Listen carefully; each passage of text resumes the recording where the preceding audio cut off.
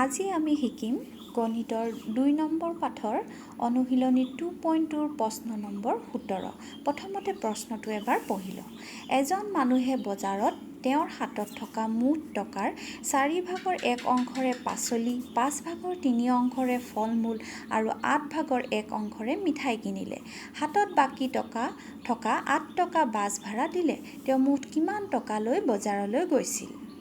আহাচোন এতিয়া আমি উলিয়াওঁ মানুহজনে কিমান টকা লৈ বজাৰলৈ গৈছিল। প্ৰথমতে আমি লিখি ল'ব লাগিব মানুহজনৰ হাতত থকা টকাৰ পৰিমাণ।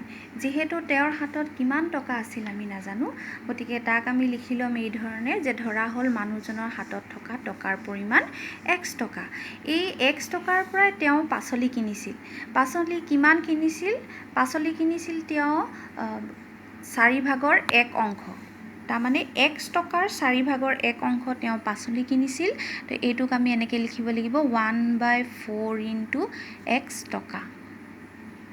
মানে এই xৰ 1/4 অংশ পাচলি কিনিছিল, গতিকে 1/4 ইনটু x। তাৰ ফল মূল কিনিছিল তেওঁ 3/5 অংশ বা 5 ভাগৰ 3 অংশ। তাৰমানে xৰ 5 ভাগৰ 3 অংশ।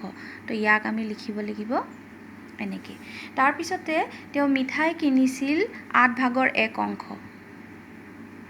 xৰ 8 ভাগৰ 1 অংশ। আৰু বাছৰ ভাড়া দিবলগীয়া হ'ল 8 টকা।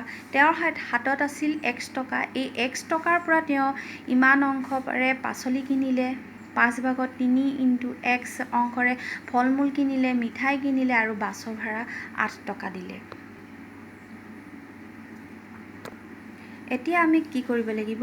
এই গোটেইকেইটা আমি যোগ কৰিব লাগিব। এই গোটেইকেইটা যোগ কৰিলেতো আমি তেওঁৰ হাতত থকা টকাৰ পৰিমাণটো পাম। গতিকে আমি ইয়াক সমীকৰণত এনেকৈ লিখিব লাগিব। এইটো অংশ আছিল পাচলিৰ, এই অংশটো আছিল ফল মূলৰ, এই অংশটো হয় মিঠাইৰ আৰু 8 টকা দিছিলে তেখেতে বাছৰ ভাড়াত। গতিকে এই গোটেইকেইটা যোগ কৰিলে আমি কি পাম? তেখেতৰ হাতত কিমান টকা আছিল সেইটো পাম।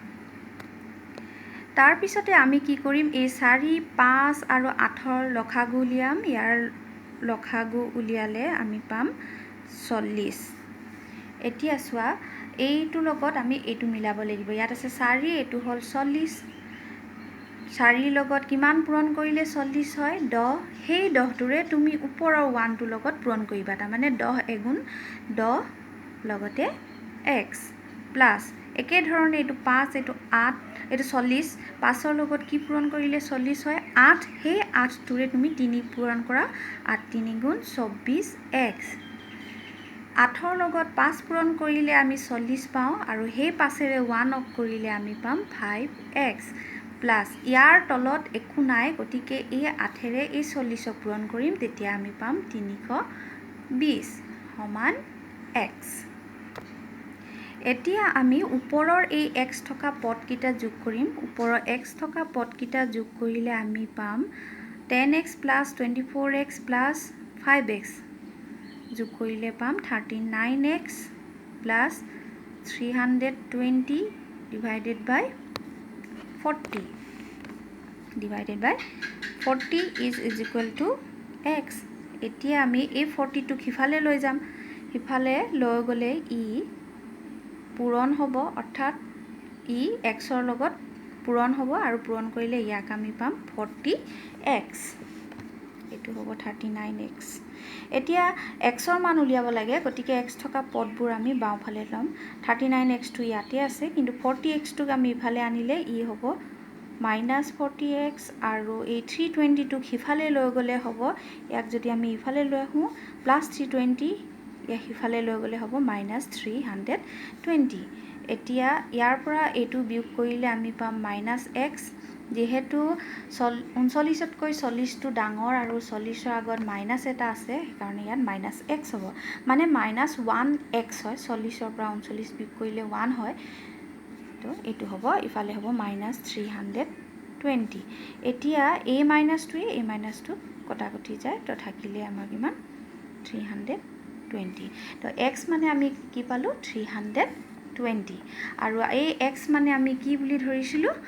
x মানে আমি ধৰিছিলোঁ মানুহজনৰ হাতত থকা টকাৰ পৰিমাণ।